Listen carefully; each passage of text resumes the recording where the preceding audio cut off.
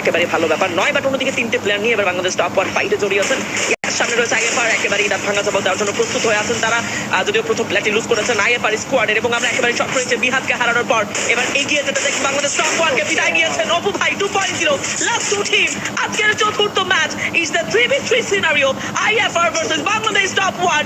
And আমরা এই মুহূর্তে পাখির নজরে দেখছি একের পর এক থ্রোয়েবল, একের পর এক চর্চাও। শুভম গেমিং, ইয়াস শুভচিত্র নাইডেক্স শর্ট রেঞ্জে ভালো চেষ্টা, another knockdown, এবং আরো একটি কিল কনফার্ম করবেন তারা। আইএফআর শর্ট রেঞ্জে, আইএফআর আরো একটি প্লেয়ার লুজ করবে, দুটো প্লেয়ার বংকে হারাবে। The last player who survived in this match, it's the Akash 69 1v3 খেলবেন বাংলাদেশ টপ ওয়ানের এগেইনস্টে। আর চমৎকার একটা সিনারিও মিস আউট। আকাশ 69 স্টিল চার্জ করছেন, ভালো কিছু স্নাইপিং চার্জ চারপাশ থেকে ঘিরে ফেলা, and it's an easy peasy booyah once again. Team Bangladesh top one, Rabhai Whitey.